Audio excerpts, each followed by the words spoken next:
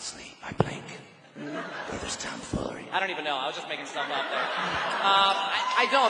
I'm given such a gift here, and like everyone else was, I'm going to echo it.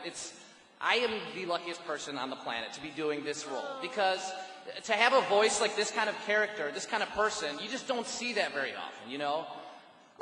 And growing up, I never had like a lot of characters like that really kind of struggled connecting with people and didn't really know how to, but they found their place. And that's the best thing about this job, is that each one of us has faults, but we all come together as an ensemble and everyone accepts each other for what they're doing, you know? Yeah. And one episode, we're doing Troy and Abed in the morning, and we convinced Jeff to come into the study room at 6 in the morning for a fake morning talk show. Where else can you get away with it? It's like, it is seriously like the dream job. And, do the song. And it all starts with the writing and Dan Harmon, so I'm just very thankful for that. Yeah.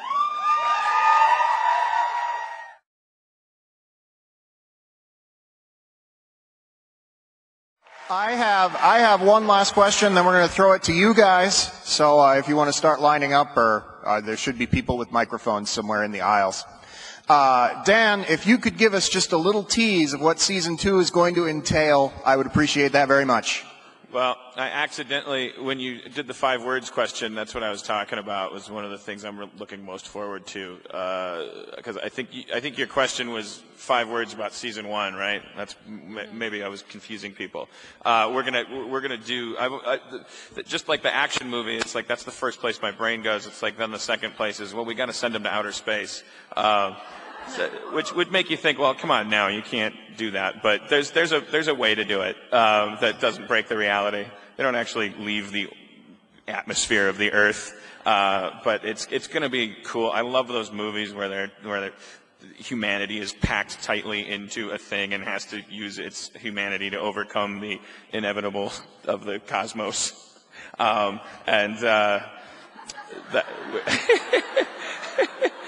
sounds hilarious, is I think what's important. You guys want to hear stuff like someone gets a sex change, right? The kind of a general, like, I don't want to spoil any major stuff, and we don't really plan like big, like the relationship stuff is like, we kind of like to improvise that and sort of interact with the fans about that in a weird way, you know, because I think that's how life works. It's unpredictable who you end up making out with, and you wake up every morning thinking your life is going to be the way it was yesterday, and in a large way it is, the relationships between your friends and stuff, and then this weird stuff happens with your lips and your heart and stuff, and that kind of creates like challenges for the more stable stuff. But I can't say anything about that stuff because it's spoilers, and that makes the show less fun. But I'm excited about some like really specific, like paintball-esque stuff we're gonna do in season 2, which is like conceptual kind of cool. High, what do you call it? High concept, low concept, low brow, broad base, up the fanny, in the eye, down the chute. All right, let's start with some audience questions. We're running low on time, so let's start over here. Hi.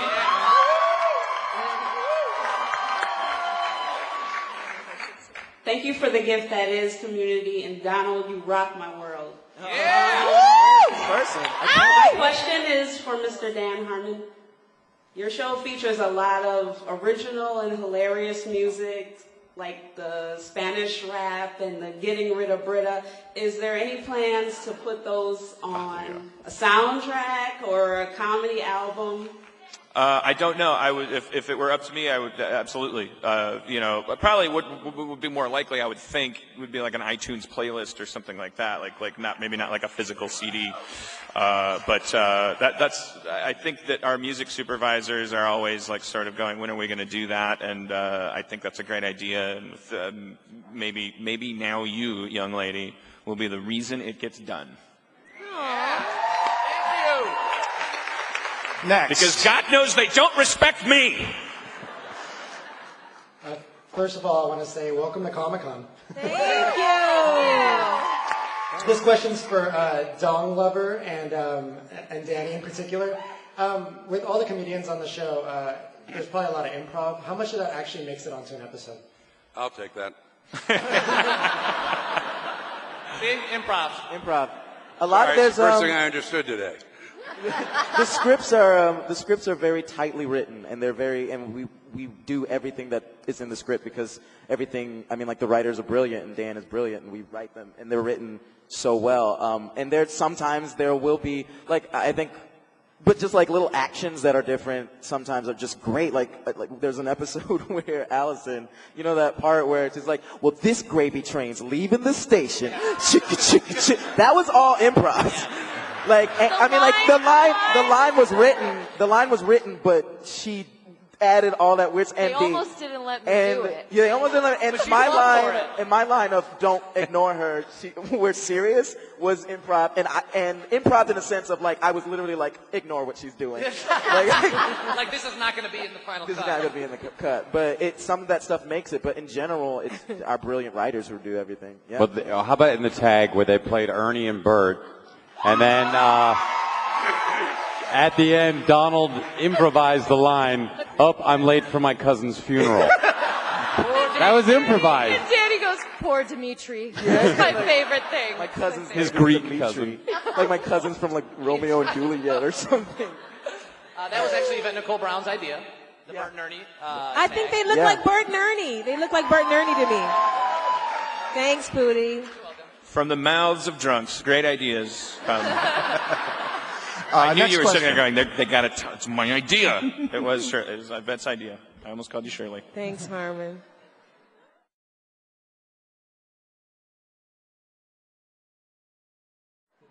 This question's for Allison, the Maxim model. Yes. Allison, I saw you co-host Attack of the Show, and you were amazing on there. And I just had a question. If you weren't doing Community, what would you be doing? Like the modeling or a show like The Soup with Joel? Like co-host The Soup maybe? Modeling, or what would it be, Allison? Well, yes, for a long time I've been considering pursuing a modeling career. The height thing is a problem. No, I'm joking. I'm so flattered that you would have asked that. Because no, I've never thought about anything like that. I think if I weren't I have a side gig on Mad Men. So when not doing Community, I tend to do that and then just try to dabble in whatever's available. Podcasts, horror movies. If I'm available. If I'm available, I'll just be doing it. But I don't know if it would be as much hosting. I think I gear towards acting and not modeling. But thank you, gosh. Next question. Gee. Yeah, this is for Dan. I'm one of many service members that is riding the community college train via the GI Bill ticket. And I'm just wondering if you would ever do a story about that, because there's so many service members that are going to community college now thanks to all the wonderful bills that have been passed to help us out, and it's really huge in the community college culture. Well, you just want to sue me. That's what you're trying to say. If I say no, that's a horrible idea. You've set me up to be booed out of here. It doesn't sound hilarious, but it sounds heartwarming. So I think we'll do it, but we'll have to add a B story where somebody farts. Next question. But God bless you for serving our country. Yes. Yeah. Got it back. Got it back. My question. I do mean that, though. Thank you. My question's for Donald. Of the ending clips, Troy and Alvin in the morning, Bert and Ernie, which one's your favorite and why? I guess my favorite. I really Crunk is fun. Personally, I honestly like the Halloween one because the Halloween one is really fun to me because we had a script and then there was a reason we couldn't do it. They literally was written and then they came in and it was like, we can't do the script because of these reasons and laws and stupid stuff. And we were like, oh, that's lame. So we just talked.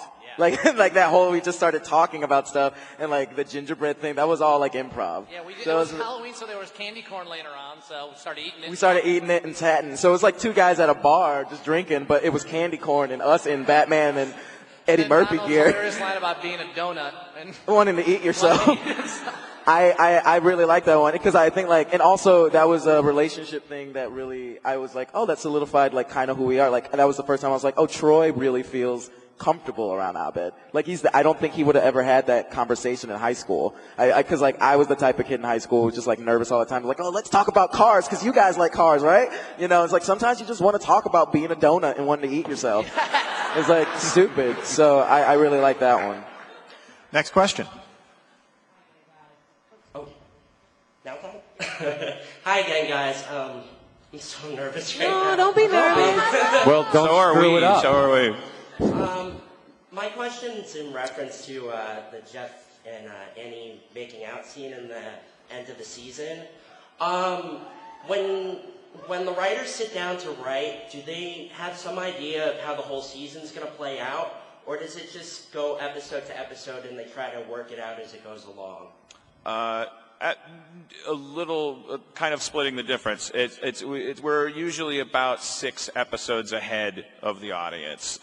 So you start getting feedback on stuff, and writers can choose to shut themselves out and ignore, and that's not a good or a bad thing. That's a choice. How the audience is responding to the material. This is a special kind of show that's sort of like, it's supposed to make you feel good. We have to know if that's happening.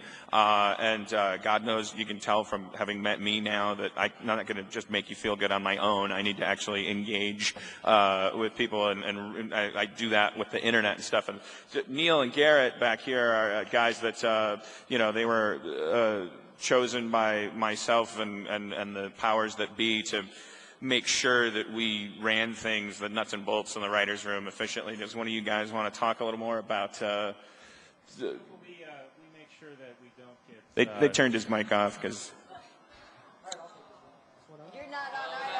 That's called the old Scrubs treatment.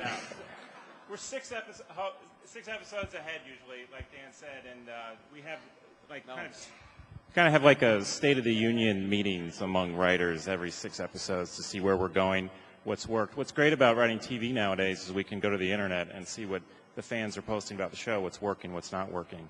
And we've kind of nudged the show in certain directions based on what we've read on the internet.